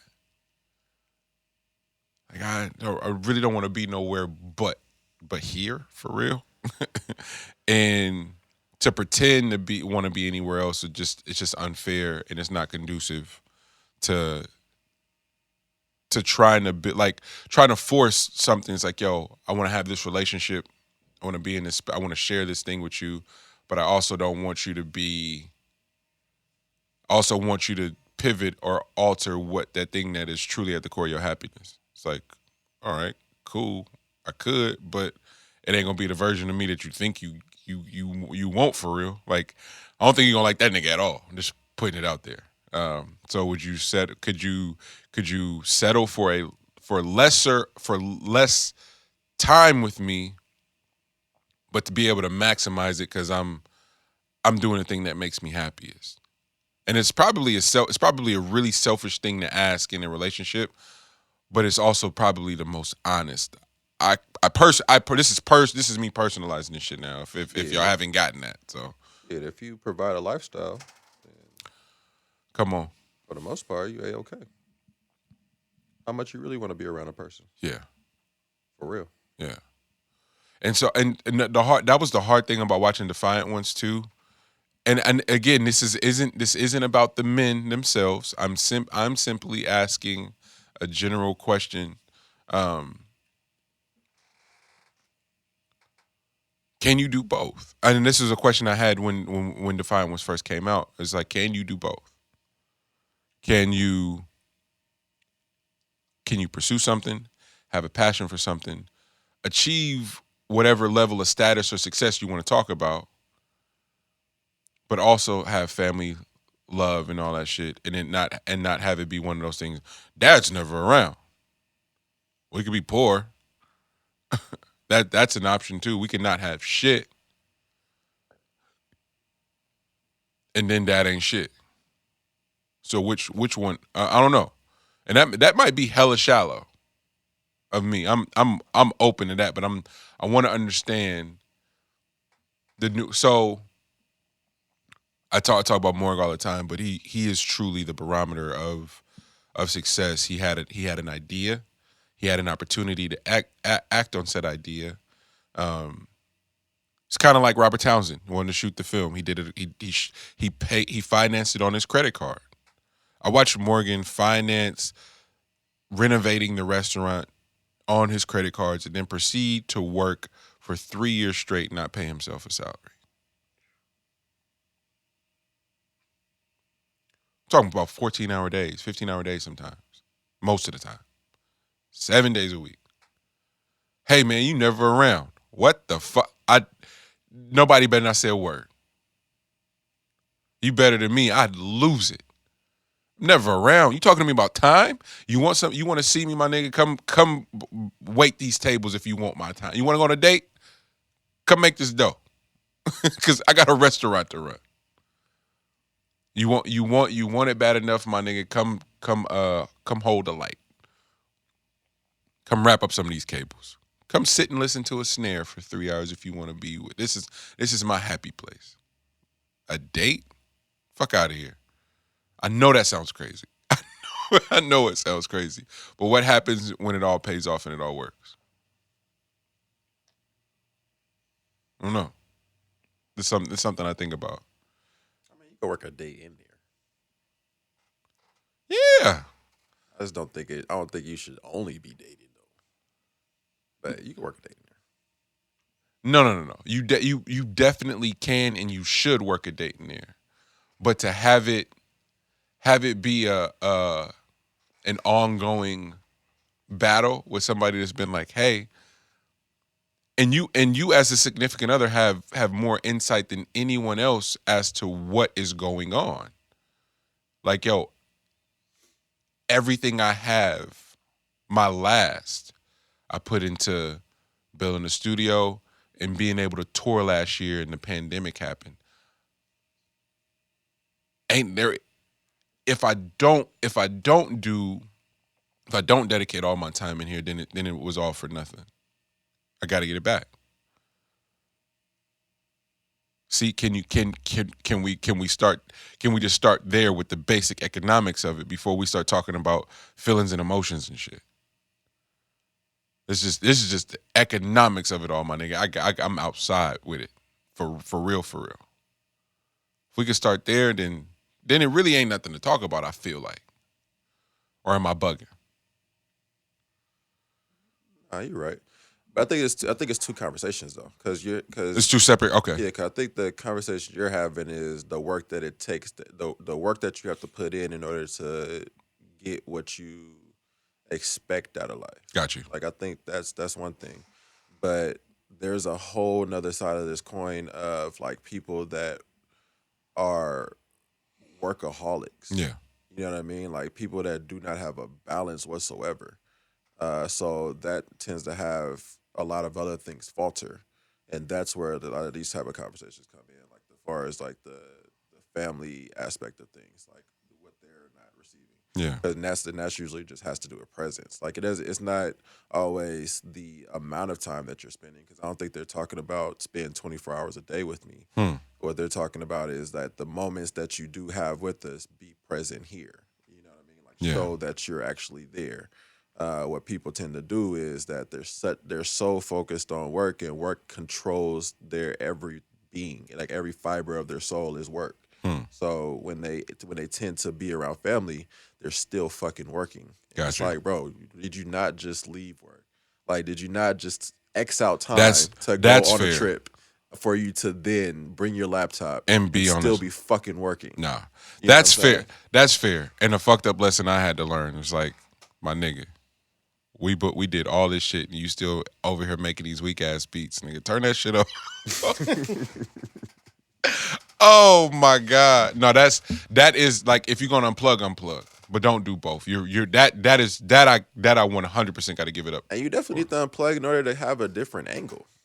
Nigga, if that ain't the greatest lesson y'all taught me, is like, what do you really you want it? And maybe y'all didn't mean for it to happen this way, but it's what my brain sort of processes. It's like, yeah, come be outside and come tap in and see what's really going on. And then just perhaps your shit might be a little bit more relatable for us. It's like, I never thought about it like that. It's like, that absolutely makes sense. So yeah, nah, you're right. It is two totally different conversations. 100% right. Yeah, but you're completely right on the fucking going all out on the shit, because that folks don't respect the motherfucker that's just here all the time. Yeah. Like, you just here? Like, what the fuck are you? Hey, you don't want to go nowhere? Like, what you doing today? It's like I want to go somewhere so bad, but the way my life is set up, I gotta get it. I gotta get this chicken, man. You feel me? How we feeling? We did that. Did the damn thing. I don't think we missed anything, or did we? I don't think we did. I think we hit all points. Y'all got predictions for the games today? I got Brady. You did say you had TB. Got TB. You got TB going in the Lambo. I see. Yeah. I got TB against what's the name? Against the Bills. For the bowl. Not mad at that. It's hard to pick against Aaron Rodgers for me. Yeah. So I got Green Bay. And they say Mahomes is playing. However, it's something about that Buffalo shit that just is hitting different. I don't know if it's the Griselda shit or what have you, but I'm not picking against Buffalo. So I got Buffalo and Green Bay in the Super Bowl. Bucks up 7-0. That's a whole nother conversation though about the whole. That's something I did want to talk about. Two things, but the first thing is that's a whole other conversation on if Mahomes should actually be played. Sheesh. It's hard to say. That's a whole other conversation. It's hard to say, yeah. But the second thing is, what did I have? Oh, people in power love the party. Yes, we did forget one. Yeah. People in power love the party, man. Like, and I'm basing this off of like hiring techniques. Like, based off who you hire has very little to do with what they can actually do, like performance-wise. Absolutely. Like, because by the time you get to like a certain hiring process, most people are able to do the job. Yeah. What you're now factoring in is, and people like to think that people hire off of what they look like. So like if you look like me, then I'll more than likely hire you. Yeah. When in essence, it's that people in power like the party. So, like, if we have to do fundraisers which rich people love to fucking fundraise, if we're doing shit like that and we having these parties, then... What's up? You not trying to go to a fundraiser? Huh? You not trying to go to a fundraiser? I'm not trying to go to a fundraiser? Yeah. Bro, for what? Bro, fundraisers are so fucking stupid, bro. Yeah. Like, it's the dumbest thing in the world, but whatever. Giving rich people money is just nuts to me. But like, bro, don't you already have this? Like, why are we raising the money for this? Yeah. Don't you have this somewhere? But I guess it's just fun. It's just fun though. It's a good time. I guess it's a good time. Yeah. I obviously I haven't made enough because I don't understand it yet. So that's kind of what happens. No. Not that you haven't made enough. It's literally just like it's a whole nother fucking like. One of the homies that used to work for hedge fund guy was just talking about how they finesse their money and the nonprofits that exist as a means just to pay family members a salary for a lifetime. Like, there we go. It's the most brilliant shit in the world. There we go. And so it truly is a world that I'm with you. I don't. So that's what it is then. So I don't see myself giving funds to a fundraiser, but I can definitely see myself doing a fundraiser. Yeah. It's just a different mentality. Yeah, I get it. Okay, Yeah. that's probably what it is. So, but they just cleaning the money doing the fundraiser. Yeah, that's what I'm saying. Like, we're gonna write this off. Yeah, we're gonna write this off. Bet. So that's the other part. It's like, why are they so many fundraisers, nigga? They got a lot of money to clean, bro. The education system. Hey, when they throw a fundraiser, I do. Like, do you see this school? This is all from raising shit. That's cold. But but for as far as hiring goes, like, I was thinking, like, if we want to pigeonhole this conversation and put it into a box on this one, it'll be like this crazy thing about there being 7 job openings in the NFL for coaching, and none of them things went to a black person. Yeah. And there's just down to one where their black quarterback is unhappy and he's not going to be there. Yeah. So this is the one that you're going to potentially give to a black person. And it's going to be an unhappy. It's going to be James Harden. It's going to be Houston. Houston tried to do it. We brought a black coach in, and James was like, I'm still leaving. Fam. Yeah, no, he's not coming. So now, I also think that all the black coaches that will be up for this hire should just stay where the fuck they're at. Yeah, if that's the case. Yeah, don't take it on. Yeah, don't disrespect me. Deshaun's gonna leave, and then you're gonna inherit a shitty situation and then be blamed for it not going well. Which, do you see what it takes to be a black person though? Like the fucking Flores for Miami. Yep. They thought they was giving him the shittiest job possible for him not to be there, and he flipped that thing. He lit. He got Miami rocking. Bro, he flipped the culture, flipped the situation. Now they're like, fuck, what do we do? How do we get him out of here now? Like, I'm pretty sure that's the thought process. Like, how the hell what do we do now? Because we for sure thought we gave you the pig intestines. Yeah. And the motherfucker made chitlins. You heard?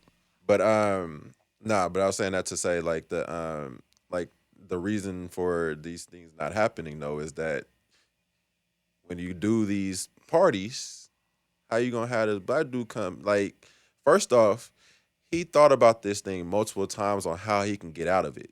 Mm-hmm. Before he even got to the party, is like, bro, I don't want to fuck with these. Like, I don't want to go to this thing. Like, how the hell I get out of this shit? Yeah. And then like, but with the white dude, he gonna cape. He gonna come in. He gonna hug and kiss babies and shake hands and fake laugh. In the back. You know what I'm saying? Like, they gonna do all the little things. You know what I'm saying? So that's kind of how these hiring things go. Yeah. So people in power let it have parties, man. People in power let it have parties. Welcome to the party line. You know? Yeah, man. You see how did he get down? Hey, De Leon. El said he want a shot right now. I don't see alcohol until 2022. You heard? Fellas, thank y'all for, as they say, men bypass therapy and start a podcast.